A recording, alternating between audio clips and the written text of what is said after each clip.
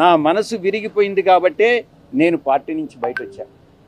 రాజకీయాలను చేశారు జగన్ గారే ఉండమని చెప్పారు. కానీ విరిగిన మనసు అతకదు కాబట్టి నేను పార్టీ నుంచి వెళ్ళిపోయాను. తిరిగి ఆ పార్టీలో వైఎస్ఆర్ కాంగ్రెస్ పార్టీలో చేరేటటువంటి ఉద్దేశం నాకు లేదు. గర్వాపసి అన్నటువంటిది అప్లై కాదు, నా మనసులో లేదు. మీరేమన్నా రికమెండ్ చేస్తున్నారా?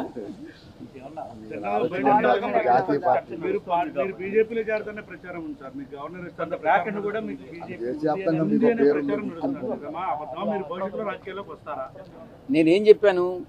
నేను వ్యవసాయం చేసుకుంటానని చెప్పాను. వ్యవసాయం చేసుకుంటున్నాను. దాని మీద కూడా మీరు పత్రికల వాళ్ళు చాలా కామెంట్స్ చేసినారు.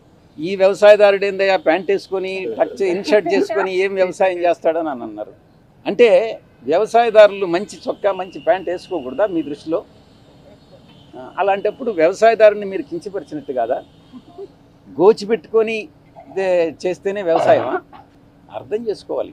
మనోభావాలను దెబ్బతీయకూడదు. వ్యవసాయం అని అంటే వ్యవసాయమే. నేను నిజంగా కూడా అదే చేసుకుంటున్నాను. ఇప్పటి వరకు ఈ రోజు వరకు నేను వేరే రాజకీయ పార్టీలో చేరేటటువంటి ఉద్దేశం లేదు. ఇటువంటి వాళ్ళు ఏదైతే నా మీద నిందలు మోపుతున్నారో, ఎవరైతే నిందలు మోపుతున్నారో వాళ్ళందరినీ కూడా నేను భవిష్యత్తులో ఇప్పుడు నేను సిఐడికి యథార్థాలు చెప్పాను, వాస్తవాలు చెప్పాను, ఎవరు దీనిలో ఇన్వాల్వ్ అయ్యారన్నటువంటి విషయం చెప్పాను. నేను అదే చెప్పాను, కర్త కర్మ క్రియ 3 కూడా విక్రాంత్ రెడ్డి అనే విషయం చెప్పాను. నాకు తెలిసి జగన్మోహన్ రెడ్డి గారి ప్రమేయం లేదని చెప్పాను. నేను వాస్తవాలు చెప్పాను. అదేవిధంగా భవిష్యత్తులో నా మీద ఎటువంటి ఆరోపణలు చేసినా నేను దేవుడు సాక్షిగా వాస్తవాలే చెప్తానని మీ అందరి ముందు తెలియజేసుకుంటా ఉన్నా. ఏది మళ్ళీ కొంచెం పెద్దగా చెప్పండి మీరు. లిక్కర్ స్కామ్ మీద సిట్టేశారు. లిక్కర్ స్కామ్ మీద నేను గతంలో కూడా చెప్పాను. లిక్కర్ స్కామ్లో పాత్రధారి సూత్రధారి కర్త కర్మ క్రియ అన్నీ కూడా కసిరెడ్డి రాజశేఖర్ రెడ్డేను అన్నటువంటి విషయాన్ని చాలా స్పష్టంగా చెప్పాను. మరిన్ని వివరాలు భవిష్యత్తులో నేను చెప్పాల్సి వస్తే చెప్తా. కానీ ఇప్పుడు అంటే ఇంతకాలంలో ఎప్పుడు ఈ సబ్జెక్ట్లో మాట్లాడని రాజిరెడ్డి గారు ఇప్పుడు సడన్గా పాత విషయాలు కూడా తన మీదకి చెప్పే ప్రయత్నం జరుగుతుంది. దానివల్ల మీకు ఏమైనా ఇబ్బంది కలగదా? అంటే ఏ పత్రిక నుంచి? ఆర్టీవీ. మీరేమన్నా నన్ను ఉరేస్తారా? లేదంటే కొడతారా, చంపేస్తారా? చెప్పండి. ఆర్టీవీ రవిప్రకాష్ కదా, రవిప్రకాష్ ఏమన్నా ఉరేసేస్తాడా నన్ను? అయితే భయం ఎందుకు? భయము అనేటటువంటిది ఈ బ్లడ్లోనే లేదు. భక్తి అనేదే ఉండింది, ఇప్పుడు కూడా ఉంది. భక్తి ఇంతకుముందు నాయకుడి మీద ఉండింది, ప్రేమ ఉండింది. కానీ ఇప్పుడు ఓన్లీ దేవుడి మీదనే ఉంది, వెంకటేశ్వర స్వామి మీద. ఎందుకనంటే మనసు విరిగిపోయింది. అన్ని కష్టాలకి ఓర్చుకొని నాకు ఇన్ని పదవులు ఇచ్చాడు, నేను కాదనలా. కానీ అవమానాలు, నేను పడ్డ కష్టాలు అన్నీ కూడా ఒక్కసారి తలుచుకుంటే మనసు విరిగిపోయే బయట వెళ్ళిపోయారు. వ్యవసాయం చాలా కష్టాల్లో ఉన్నప్పుడు మీరు దగ్గరుండి చాలా అన్నీ చూసినారు, అంతా తెలుసు. కానీ ఇప్పుడు ఏదో చిన్న ఇష్యూలతో మనసు విరిగిపోయిందని జీవిత భాగస్వాములే విడాకులు తీసుకొని వెళ్ళిపోతున్నారు. మీ సంగతి ఏదో నాకు తెలీదు. ఇంకా నేను ఇన్ని తరాలుగా ఉండింది, కాస్త 3 తరాలుగా ఉండాలి, నేను కాదనలా. కానీ ఆత్మ గౌరవం ఆత్మవిశ్వాసం 2 ముఖ్యం.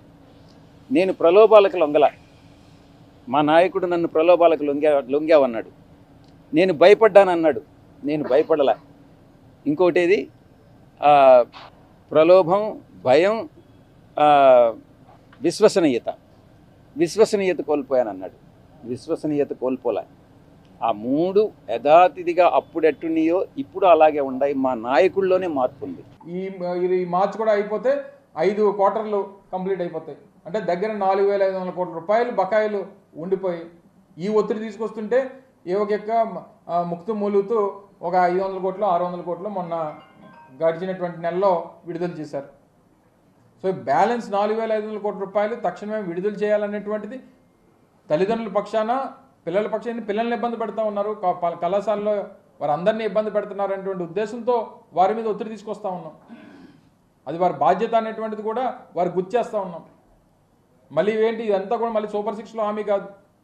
ఇది కంటిన్యూస్ ప్రాసెస్ లాగా పెన్షన్స్ కానీ, ఫీజు రీఎంబర్స్మెంట్ కానీ, లేకపోతే ఆరోగ్యశ్రీ కానీ, ఇవన్నీ విద్యా వైద్యం అనేటువంటి టాప్ ప్రయారిటీస్ ఏ గవర్నమెంట్ కన్నా.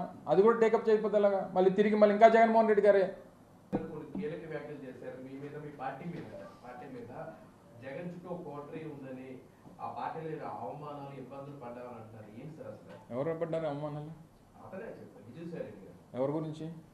మీ పార్టీ అధినేత దగ్గర కోటరీ ఉంది, దానివల్ల చాలా ఎన్నో ఇబ్బందులు అవమానాలు. జగన్మోహన్ రెడ్డి గారి కోటరీ, జగన్మోహన్ రెడ్డి గారి కోటరీ అంటే ఈ రాష్ట్రంలో వైఎస్ఆర్ కాంగ్రెస్ పార్టీ కార్యకర్తలు.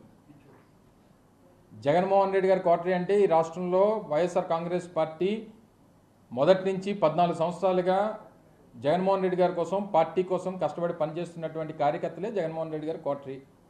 నిజంగా కోటరీలు సరే పోనీ ఎవరో ఏమన్నారనేటువంటిది పక్కన పెడదాం. ఏ రాజకీయ పార్టీలో ఏ నాయకుడి పక్కన కోటరీ ఉండదు చెప్పండి?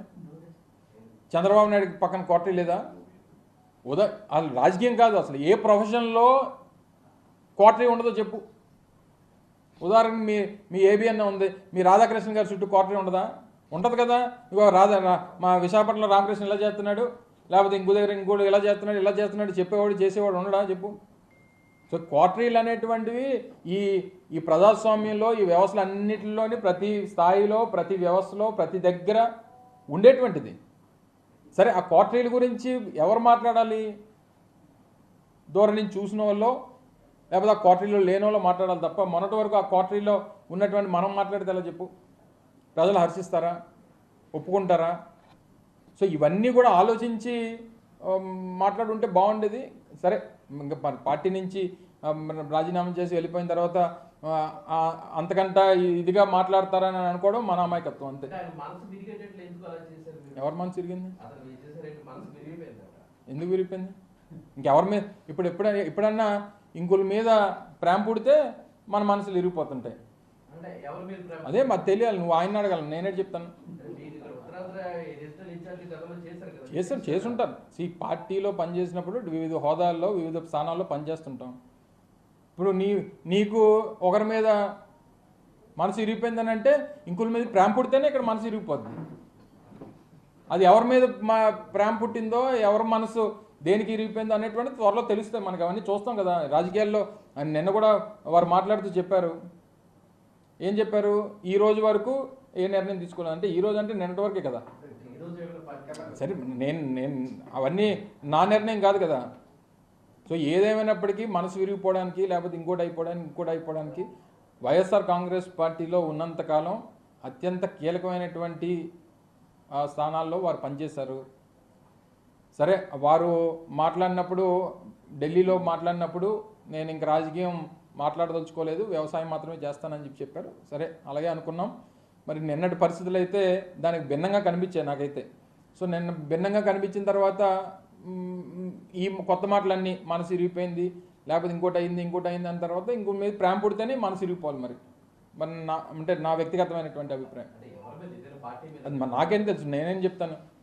నువ్వు ఎవరిని ప్రేమిస్తున్నావు నాకేం తెలుసు చెప్పు?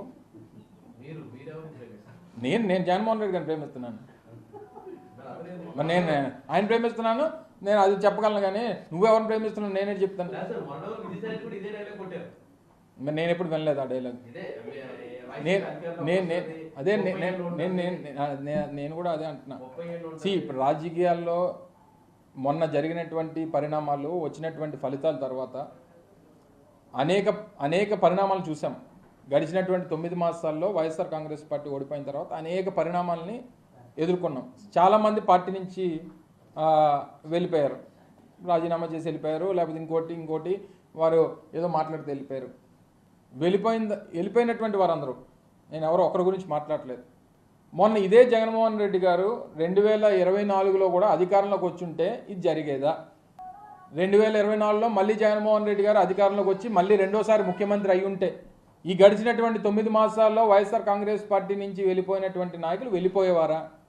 వెళ్ళిపోయినటువంటి వారు ఈ రకంగా మాట్లాడేవారా? ఈ రకంగా జగన్మోహన్ రెడ్డి గారి మీద మాట్లాడేవారా? ఈ పరిస్థితులన్నింటినీ కూడా లేవనెత్తేవారా అనేటువంటిది ఒకసారి మనం మనస్సాక్షిని అడుక్కోవాలి. నేను ఏ ఒక్కరి గురించి నేను మాట్లాడలేదు. సహజంగా రాజకీయ పరిస్థితుల గురించి నేను ప్రస్తావిస్తూ ఉన్నా. సో వెళ్ళిపోయినటువంటి వారు ఇంతకంట ఇదిగా మాట్లాడతారనుకోవడం మా అమాయకత్వం, మీ అమాయకత్వం. అంతే సార్, అసలు వ్యవసాయం చేసుకుంటాం అంటారు కానీ ఒకవైపు మీకు సాయం చేసేటట్లే కనిపిస్తున్నారు. ఇంకోటి అంటారు ఎందుకంటే మీకా జగన్మోహన్ రెడ్డి అధికారంలో రావాలని కోరుకుంటున్నారట కదా. ఎవరన్నారు? నేను అది వినలేదు. మరి అదే జగన్మోహన్ ఢిల్లీలో అన్నారు, ఢిల్లీలో అన్నట్టుగా రెడ్డి చూస్తాను. అదే మాట కదా సార్. అదే నేను ఇందాక కూడా చెప్పింది అదే. ఢిల్లీలో వారు మాట్లాడినటువంటి మాటలకి నిన్న విజయవాడలో మాట్లాడినటువంటి మాటలకి చాలా వ్యత్యాసం కనబడింది అనేటువంటిది నా అభిప్రాయం. సో ఏదేమైనప్పటికీ సరే, ఈ క్వార్టరీ గురించి కానీ లేకపోతే ఇంకోటి గురించి మాట్లాడినప్పుడు మనం కూడా ఆ స్థాయిలో మనం పనిచేసాం కదా, ఆ స్థాయిలో ముఖ్యమైనటువంటి పాత్ర పోషించాం కదా. ఒకవేళ నిజంగా నిన్న వారు మాట్లాడినప్పుడు ఏమన్నారు, ఈ ఏదైతే వారు మెన్షన్ చేసినటువంటి క్వార్టరీ అనేటువంటి మాట్లాడారో లేదా పూజారులు అనేటువంటి మాట్లాడారో మొన్నటి వరకు ఆ పాత్రలో మనం కూడా పనిచేసాం కదా. మరి చేసినప్పుడు మరి మనం ఏం చెప్పుంటాం, మనం ఏం చేసుంటాం అనేటువంటిది కూడా ఒకసారి అంటే పార్టీ నుంచి వెళ్ళిపోయిన తర్వాత ఈ ఇంతకంట బెటర్గా మాట్లాడతారు లేకపోతే ఇంకా జగన్మోహన్ రెడ్డి గారు ఇచ్చేస్తారు అనేది నిన్న మాట్లాడిన తర్వాత వారు ఏదో ఒక ఆయన వ్యవసాయం చేసుకోబోట్లేదు, రాజకీయమే చేయబోతున్నారు అనేటువంటిది నాకు వ్యక్తిగతంగా అర్థమైంది. ఆయన అయితే వ్యవసాయం చేయబోడు, ఆయన రాజకీయం చేస్తారనేటువంటిది నాకు నిన్న వారి మాటల ద్వారా అర్థమైంది.